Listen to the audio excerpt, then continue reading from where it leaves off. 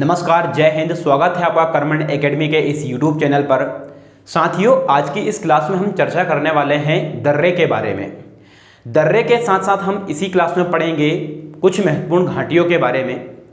दर्रे आखिरकार कहते किसे हैं या होते क्या हैं, तो थोड़ा सा मैं आपको उनके बारे में बता दूं। तो यहाँ देखिए, दर्रे कहते किसे हैं या फिर दर्रा जो होता है वो क्या होता है।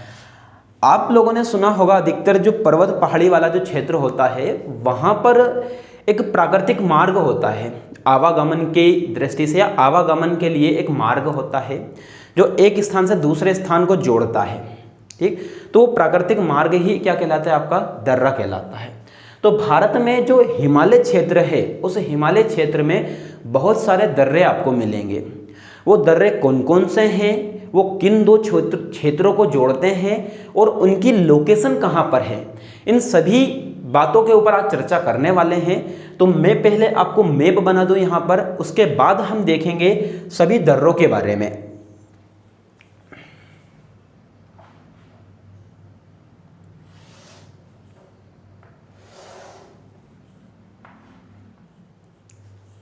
साथियों, ये अपना क्या भारत का मैप है, जिसमें आप पहले की क्लास में पढ़ चुके हो। ये ऊपर का जो क्षेत्र है, यहाँ पर हमने पढ़ा है अपनी पिछली क्लासेस में ट्रांस हिमालय, वृद्ध हिमालय, लघु हिमालय, शिवालिक हिमालय के बारे में।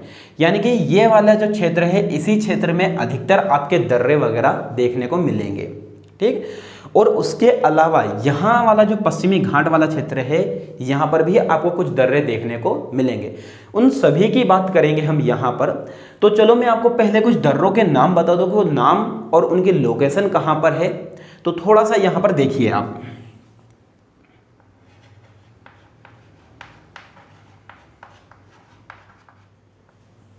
साथियों, ये कुछ दर्रे आपके सामने लिखे हुए हैं। काराकोरम, केपसांगला, जाराला, खारदुंगला, थांगला, लानकला, बुर्जिल्ला, जोजिला, रोहतांग, सीपकिला, बारालाचाला, बनिहाल, पीरपंजाल, नीति, मुलिंग, माना, लिपुलेक, नाथुला, जेलेपला, दीफू, पांगसाड़, यांग्याब, कांगरे करपाला, बूमडीला, तुजू।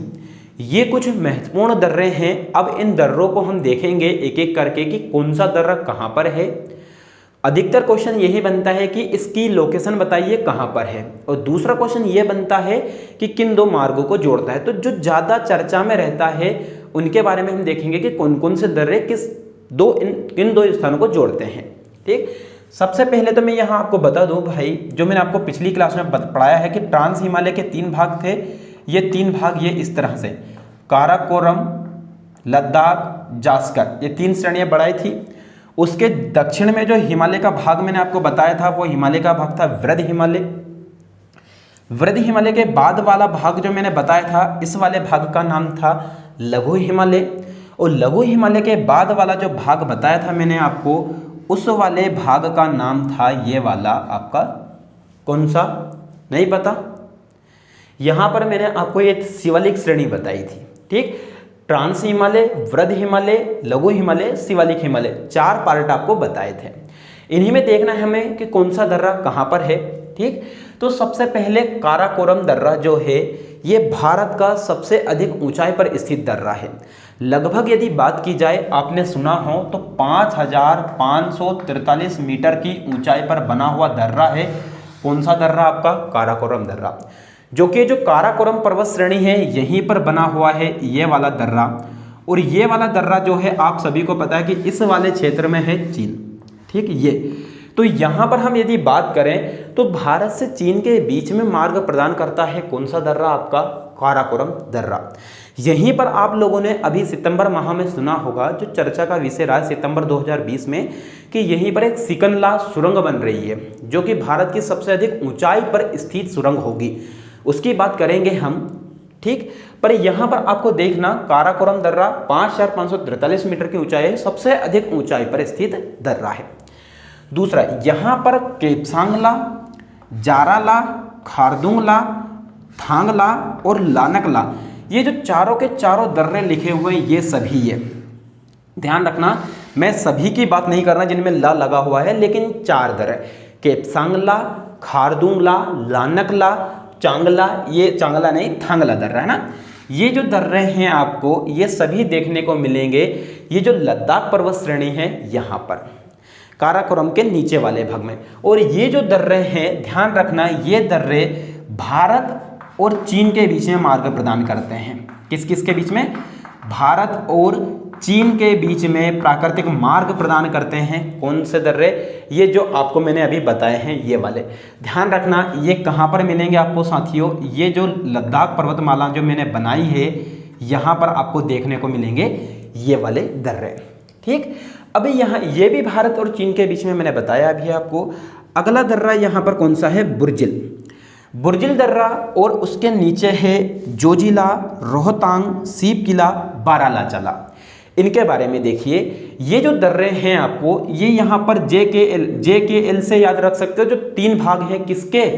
जो कि ट्रांस हिमालय के। काजल भी याद रख सकते हो भाई, वो वाली काजल नहीं, KJL के हिसाब से बता रहा हूँ, वो कल याद रखने के हिसाब से। ठीक, यहाँ पर जो मैंने यहाँ से याद रख, बुर्जिल, जोजिला, रोहतांग, ये दर्रे जो हैं आपकी किस पर्वत श्रेणी पर आपको देखने को मिलेंगे? ध्यान रखना, श्रेणी की बात कर रहा हूँ, किसी राज्य की अभी बात नहीं की मैंने। ठीक, तो ये जो लद्दाख के नीचे जो पर्वतमाला है ये है आपकी कौन सी? ध्यान रखना ये है जास्कर। ठीक, तो बुर्जिल, जोजिला, रोहतांग, सीप किला, बारालाचाला ये दर्रे आपको देखने को मिलेंगे जास्कर पर्वत श्रेणी पर। ठीक, अभी यहाँ पर ध्यान रखना इनमें से बुर्जिल दर्रा जो है ये कहाँ कहाँ से और किस किस को मार्ग प्रदान करता है, किस राज्य में है? तो ध्यान रखना बुर्जिल और दूसरा है आपका जोजिला। ठीक, बुर्जिल और जोजिला दर्रा आपके ये जिस राज्य में मिलेंगे ये राज्य है जम्मू एंड कश्मीर। कौन सा राज्य है यहाँ पर? जम्मू और कश्मीर राज्य में है दोनों। ठीक, तीसरी बात यहाँ पर रोहतांग, सीप किला, बारालाचाला ये तीनों की तीनों जो दर्रे हैं ये आपके मिलेंगे साथियों। ध्यान रखना हिमाचल प्रदेश। कहाँ? जहाँ पर से अभी हिम दूध की शुरुआत की गई थी, जिस राज्य से हिम हल्दी दूध की शुरुआत है, कहाँ से?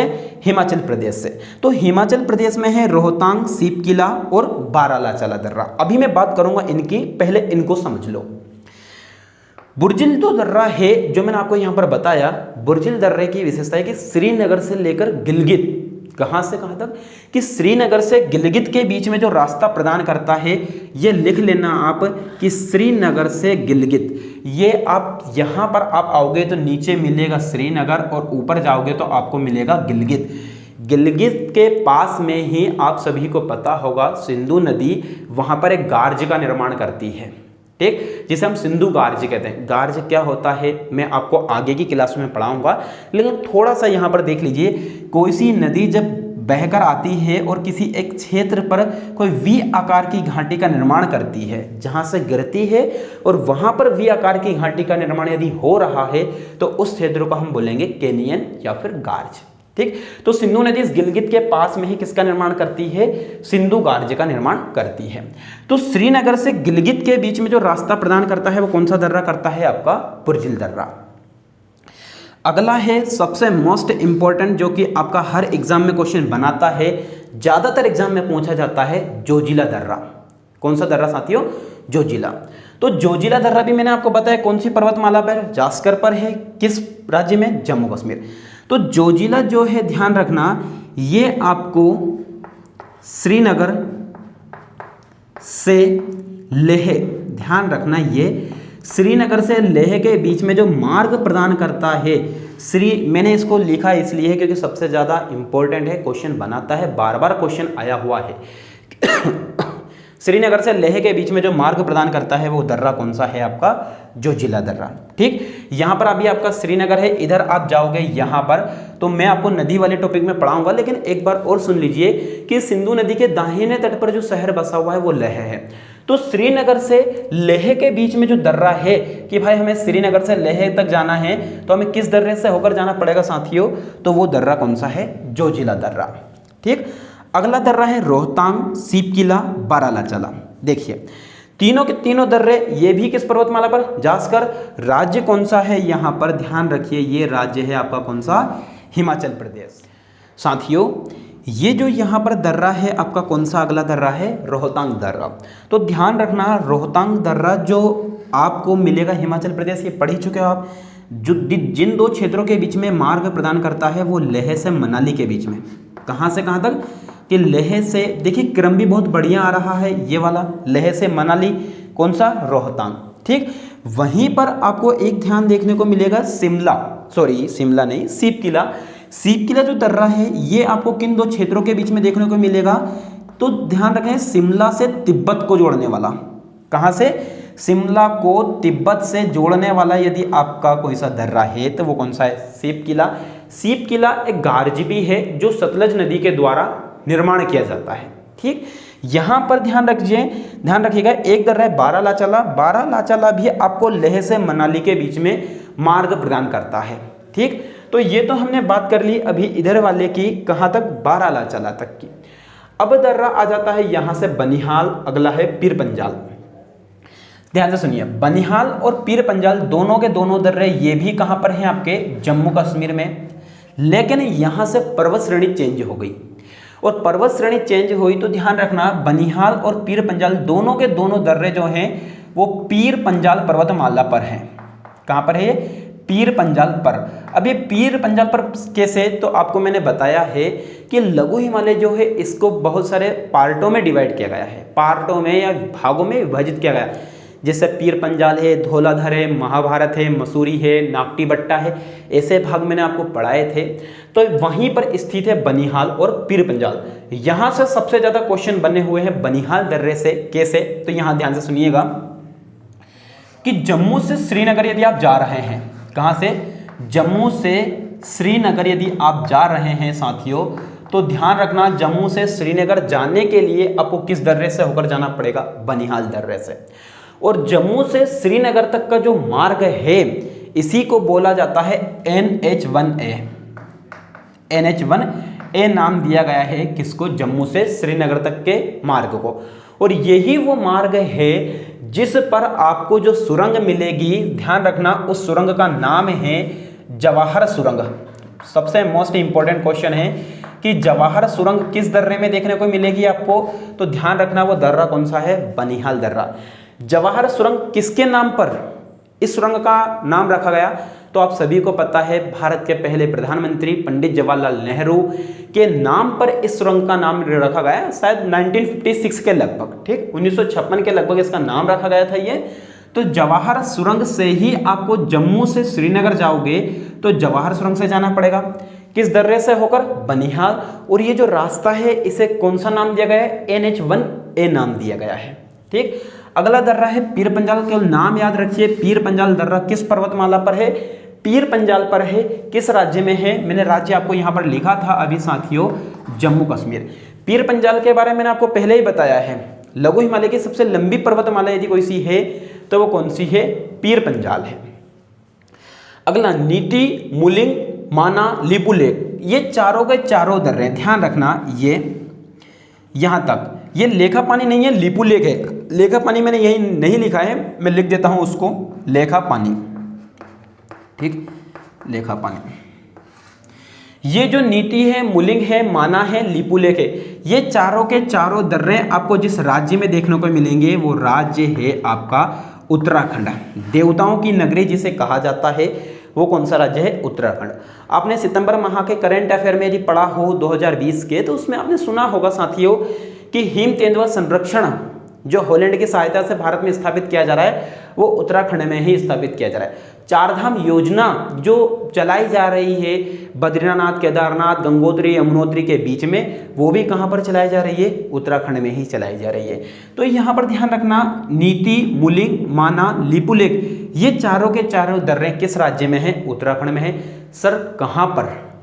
क्वेश्चन तो ये है कि कहां पर है, तो ध्यान रखना ये आपके दर्रे मिलेंगे जो हमारा ट्रांस हिमालय के नीचे वाला जो हिमालय है, कौन सा? वृद्ध हिमालय। तो वृद्ध हिमालय क्षेत्र पर मिलेंगे आपको ये चारों के चारों दर्रे। साथियों जो ये लिपुलेख दर्रा है इसके बारे में एक और विशेषता यह है जो आप लोगों ने अभी तक नहीं पढ़ी, वो यह है, ये पढ़ी हो तो बहुत अच्छी बात है कि कैलाश मानसरोवर की जो यात्रा के लिए लोग जाते हैं तो वहां पर जाने के लिए दो मार्ग हैं। एक तो जाया जाता है नाथुला दर्रे से और एक जाया जाता है लिपुलेख। यदि हमें इस वाले क्षेत्र से पूर्व वाले क्षेत्र से जाना है तो हमें जाना पड़ेगा नाथुला से, और यहाँ से हमें डायरेक्ट जाना है तो हमें जाना होगा कहाँ से, लिपुलेख। तो ध्यान रखना उसके लिए भी जाना जाता है लिपुलेख दर्रा।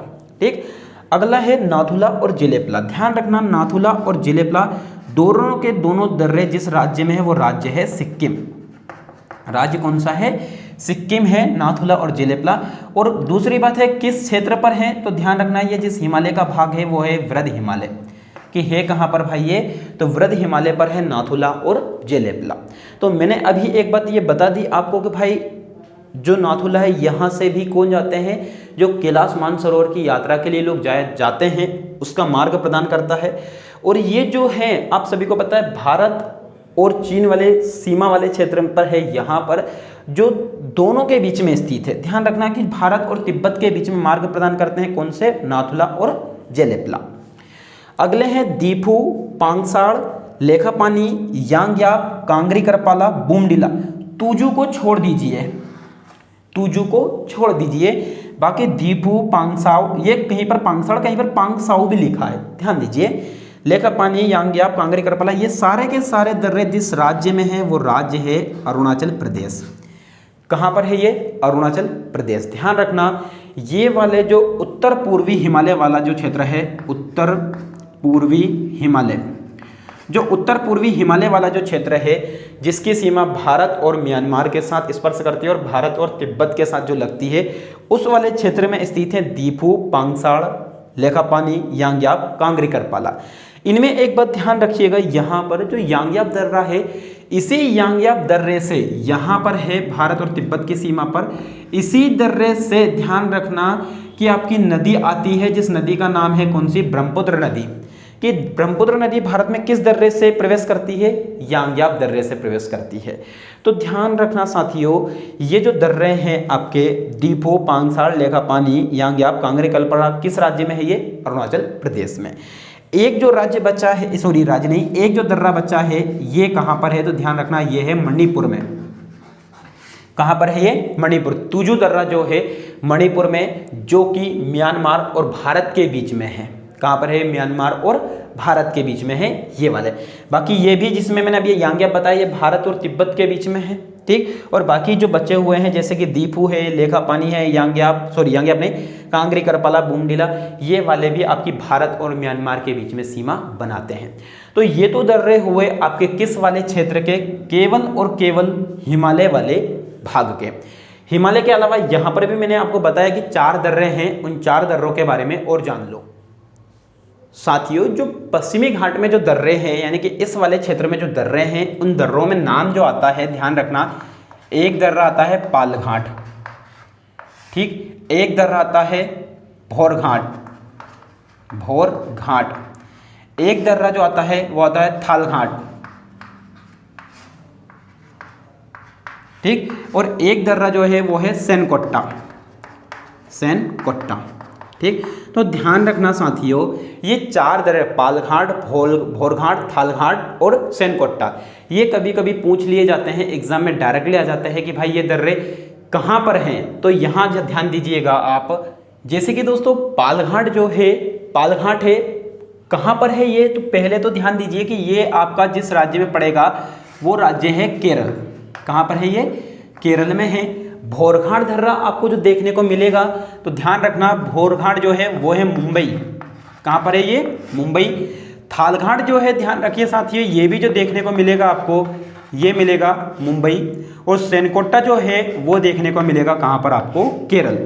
ये केरल, ठीक, ये आपको थोड़ी सी इनकी लोकेशन याद रखनी है कि ये कहाँ पर है। तो केरल में कहाँ पर सबसे पहला पालघाट, तो पलक्कड़ से कोयम्बटूर, ये पलक्कड़ से कोयम्बटूर के बीच में है कौन सा दर्रा, पालघाट। वहीं मुंबई से पुणे के बीच में कौन सा है, भौरघाट। वहीं मुंबई से नासिक के बीच में कौन सा है, थालघाट। और वहीं तिरुवनंतपुरम से मदुरई तक कौन सा है, तो सेनकोट्टा। सेनकोट्टा वैसे देखने में बड़ा लग रहा है तो स्थान भी बड़े हैं, ये आप देख पा रहे होंगे यहाँ पर, ठीक।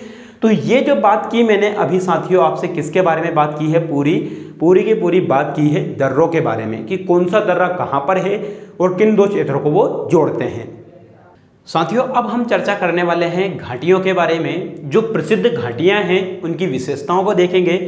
यहाँ पर मैंने केवल एक समझ के लिए केवल ये लिखा हुआ है, आपको कुछ समझ में नहीं आएगा, मैं आपको सारी चीज़ें बताऊंगा। यहाँ पर घाटी आखिरकार कहते किसे हैं, घाटी होती क्या है, तो ध्यान दीजिए। दो पहाड़ों के बीच में, मान लीजिए दो पहाड़ हैं, ये एक ये वाला पहाड़ और एक ये वाला पहाड़, दो पहाड़ियों के बीच में जो समतल मैदान होता है ये वाला, इस समतल मैदान वाले भाग को ही आखिरकार क्या बोला जाता है साथियों, घाटी बोला जाता है, घाटी नाम दिया जाता है। दो समतल मैदान वाले पहाड़ों वालों के बीच में, ठीक। अब यहाँ पर बात करते हैं घाटियों में कुछ प्रमुख घाटियों की।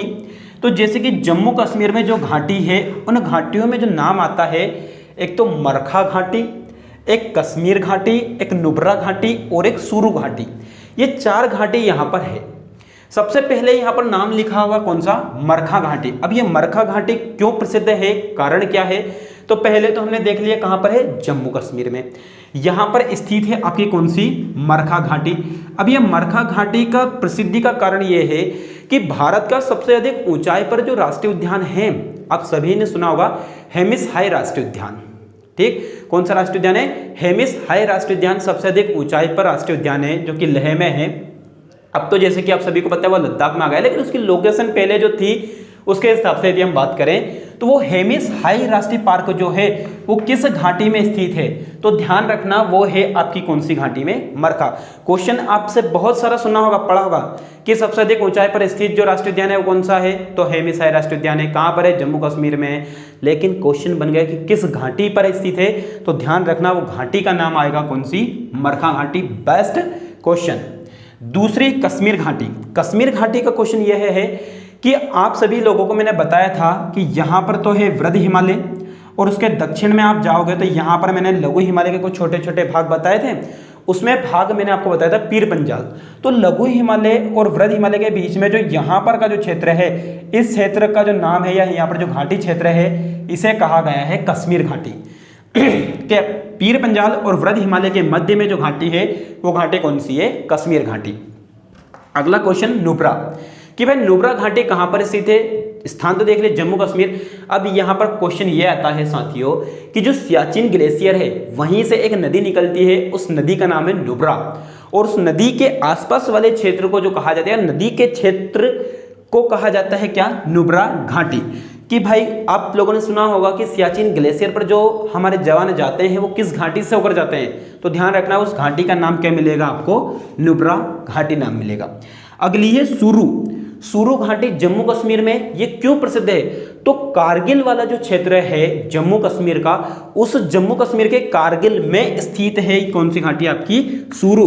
और कारगिल में ये अपना एक महत्व अलग ही प्रदर्शित करती है, उसके कारण ये इंपॉर्टेंट हो जाती है कौन सी घाटी, सुरू घाटी। कौन कौन सी है, मरखा घाटी है, ठीक, सुरू घाटी है, उसके अलावा आपने पढ़ी कश्मीर घाटी, और एक और कौन सी घाटी, नुब्रा घाटी। अगला राज्य है हिमाचल प्रदेश। कौन सा प्रदेश, हिमाचल प्रदेश की जो प्रमुख घाटियों के नाम में पहले बोलूं, किन्नौर घाटी, पार्वती घाटी, सांगला घाटी, मालना घाटी, लाहुल घाटी, लाहुल स्पीति घाटी, उसके बाद चंबा घाटी, पांगी घाटी, पांगी घाटी तक स्थित है ये, ठीक। अब ये क्यों है, ये इनकी विशेषता क्या है, तो सबसे पहले है किन्नौर घाटी। तो ध्यान रखना ये जो हिमाचल प्रदेश है, ठीक, हमारा जो हिमाचल प्रदेश है, हिमाचल प्रदेश में एक अंतिम गांव पड़ता है तिब्बत की सीमा पर, वो अंतिम गांव है कौन सा, चिटकुल। तो उस चिटकुल गांव को मार्ग प्रदान करती है कौन सी घाटी आपकी, किन्नौर घाटी। क्वेश्चन बनेगा कि किन्नौर घाटी भारत के कौन से अंतिम गांव को मार्ग प्रदान करती है, तो वो है चिटकुल गांव, ठीक, वो तिब्बत की सीमा पर स्थित है, जिसे मार्ग प्रदान करती है कौन सी घाटी आपकी, किन्नौर घाटी, ठीक।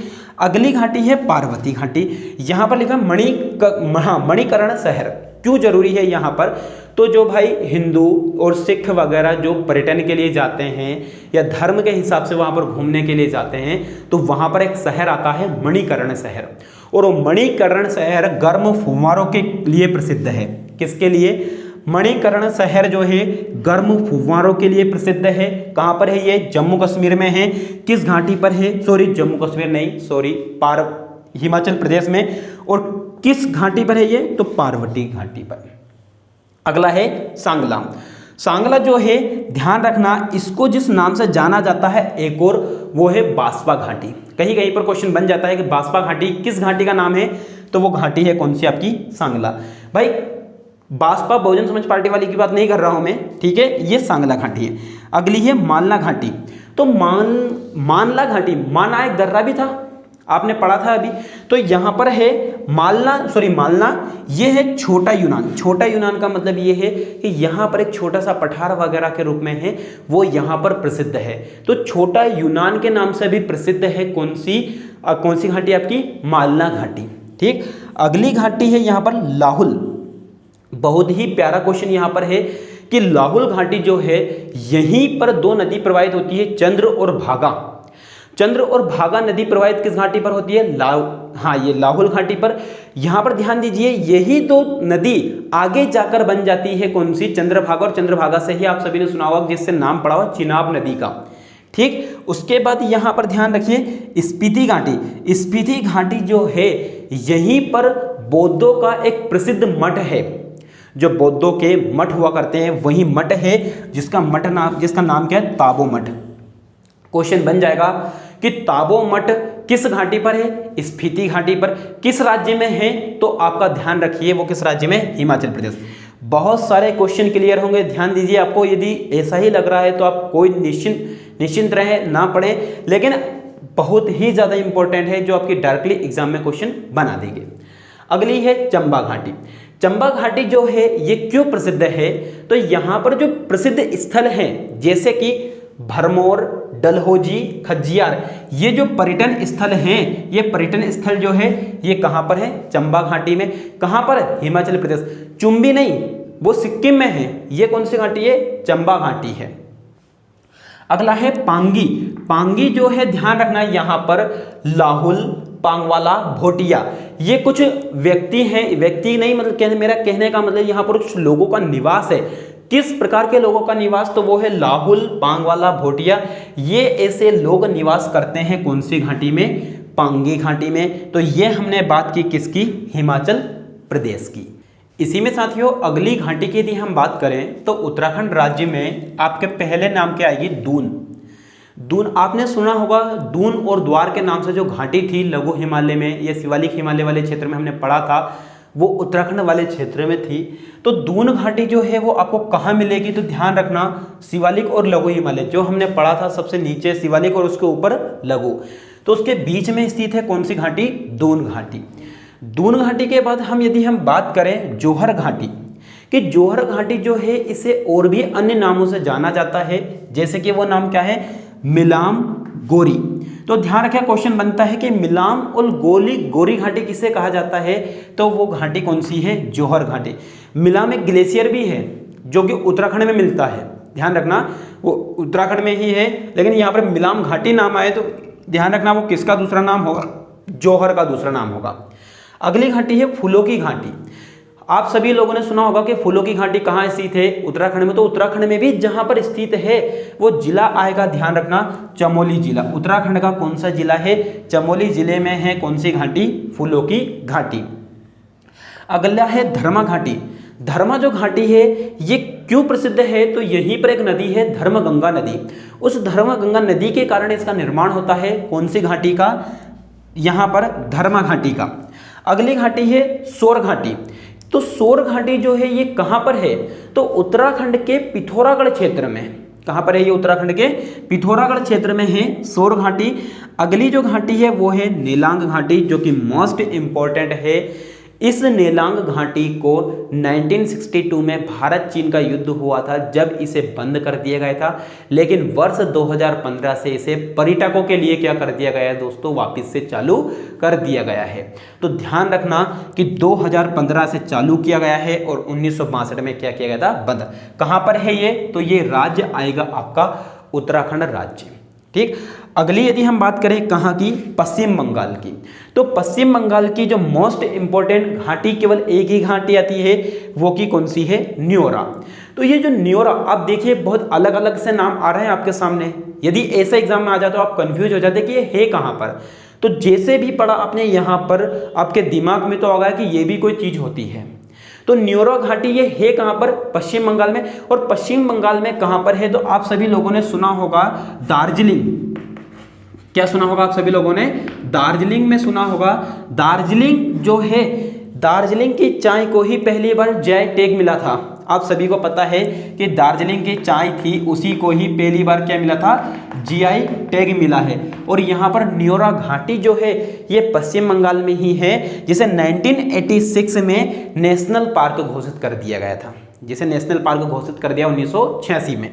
अगली घाटी है चुंबी घाटी। मोस्ट इंपॉर्टेंट क्वेश्चन, अभी मैंने कुछ देर पहले आपको चुंबा घाटी पढ़ाई थी, वो अलग है, और ये कौन सी घाटी है, चुंबी घाटी है।